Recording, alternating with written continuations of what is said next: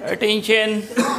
Welcome to all my friends, students in NSC Physics class by Dr. Hamid sir. दोस्तों आज का ये lecture हमारा काफ़ी इम्पॉर्टेंट होने जा रहा है। इसमें आप SHM पढ़ने जा रहे हैं। SHM बोला तो सिंपल हार्मोनिक मोशन। ये चैप्टर 4 in 1 है। 11th 12th फिजिक्स केमिस्ट्री सब के लिए काफ़ी इम्पॉर्टेंट चैप्टर होने जा रहा है। वालेकुम सलाम। बैठा जी। टाइम नहीं है, ये आपका डीमियास है। दोस्तों आज का हमारा टॉपिक जो है लेक्चर SHM है, सिंपल हार्मोनिक मोशन। ये क्यों इम्पॉर्टेंट है कि इनके जो इक्वेशन होते हैं वो वेव के होते हैं। और वेव में कौन कौन सा वेव आप देखेंगे? Sound wave, light wave, electromagnetic wave, de Broglie wave. हर एक वेव में आप SHM के कंसेप्ट का यूज़ करते हैं। SHM बोला तो सिंपल हार्मोनिक मोशन। किसी कॉम्पिटिटिव एग्जामिनेशंस में भी इस एक्सरसाइज के कई क्वेश्चंस हर साल कंपलसरी रूप से रहते ही रहते हैं। ज़्यादा टफ भी नहीं है, आसान एक्सरसाइज है। हार्मोनिक मोशन आपने पढ़ा था, repeated motion in fix time interval is known as harmonic motion. जैसे घड़ी की सुई का मोशन हार्मोनिक मोशन है। घड़ी की सुई जैसे 3 सुई है, सेकेंड, मिनट, आवर, तीनों का टाइम पीरियड फिक्स है। सेकेंड वाला कितना देर लगाएगा? 60 सेकेंड। मिनट वाला 60 मिनट। आवर वाला 12 आवर। इसी तरह से अर्थ का भी फिक्स है कि 24 आवर्स में एक्सिस के अराउंड एक कंप्लीट रोटेशन होता है। ये हार्मोनिक मोशन है। अब देखिए इसी में सिंपल लग गया, नाम हो गया सिंपल हार्मोनिक मोशन। तो दोस्तों यहाँ पे कुछ कंडीशन, हार्मोनिक मोशन तो होगा ही, रिपीटेड होगा ही, टाइम पीरियड फिक्स होगा ही, साथ ही साथ यहाँ कंडीशन क्या बताया जाता है कि कोई एक स्ट्रेट लाइन हो, उसका कोई फिक्स पॉइंट हो, MN स्ट्रेट लाइन, इसका फिक्स पॉइंट मिड पॉइंट हम यहाँ ले रहे हैं O, ऑब्जेक्ट O से M जा रही हो, M से O, O से N, फिर N से O। यही इसी तरह का बार बार रिपीटेड मोशन हो रहा है around fix point of a straight line.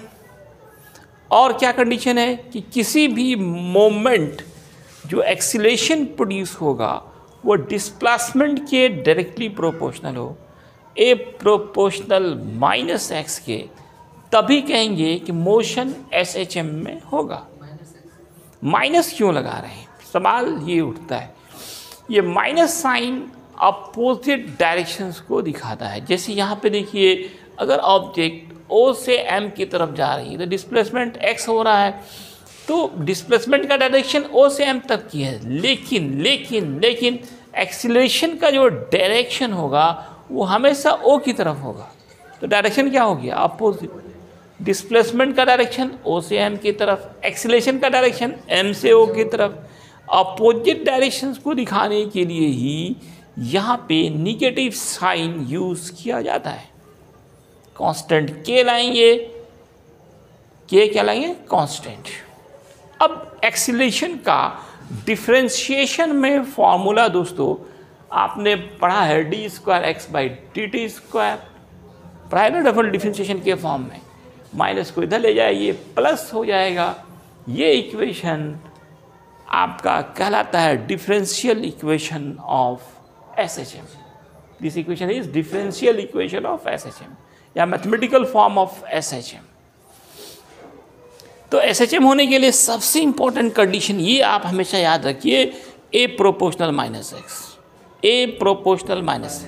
इस तरह के कई सवाल पूछे जाते हैं। Show that the motion of simple pendulum is in SHM, compound pendulum is SHM, loaded spring motion is in SHM। तो इन सब के लिए हम लोग यही प्रूव करते, A प्रोपोर्शनल -x। जैसे भी अगर ये आपने प्रूव कर दिया, ए प्रोपोर्शनल माइनस एक्स के, तो दोस्तों हम ये कह देंगे मोशन एसएचएम में, सिंपल हार्मोनिक मोशन में। अब देखिए एम्पलीट्यूड क्या होता है। आप झूला झूले होंगे, झूला ऐसे बीच में है, अब कोई धक्का दिया, आप एक तरफ जा रहे हैं, एक तरफ मैक्सिमम जो जा सकते हैं, नाव वाला झूला पे झूले कभी, है ना, डिज्नीलैंड जो मेला लगता है ना, उसमें क्या लगता है, नाव वाला झूला। तो नाव वाला झूला एक तरफ जितना जा सकता है मैक्सिमम मिड से, that is called amplitude, maximum displacement from mean position in either side.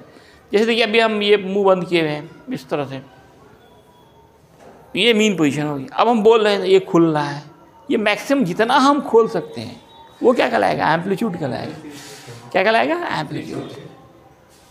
यहाँ पे देखिए ये ऑब्जेक्ट मैक्सिमम एम तक ही जा सकता है, यहाँ से फिर वापस आ रहा है, ये ओ से एम तक एम्पलीट्यूड हो गया, ओ से एन तक एम्पलीट्यूड हो गया। ये एम्पलीट्यूड का बहुत इम्पोर्टेंस है। किसी भी वेव की इंटेंसिटी एम्पलीट्यूड पे डिपेंड करती है। आपको कस के बोलना है, चिल्ला के बोलना है तो लिप और टंग को ज़्यादा खोलना है, एम्पलीट्यूड को बड़ा करना पड़ता है। धीरे बोलना है तो फिर लिप और टंग को थोड़ा खोलना पड़ता है। तो intensity of wave is directly proportional to the square of the amplitude. Square of the amplitude बढ़ने से इंटेंसिटी तेज़ी से बढ़ता है। ये सब आगे पढ़ाएंगे आप, यहाँ पिछले एम्पलीट्यूड तो ज़िंदगी में ना भूलें। आगे हम लोग वेव पढ़ेंगे, वहाँ भी एम्पलीट्यूड यही डिफिनीशन होगा, maximum displacement from mean position in either side, चाहे लेफ्ट चाहे राइट का जो मैक्सिमम डिस्प्लेसमेंट होगा from mean position, that is called amplitude, denoted by capital A, SI unit metre, dimension L, इसको M naught L D naught कह सकते हैं। Time period कितनी बार पढ़ चुके हैं, time taken in one complete rotation, revolution, oscillation, denoted by T. Frequency ये भी कितनी बार पढ़ाया गया, total number of complete rotation, oscillation.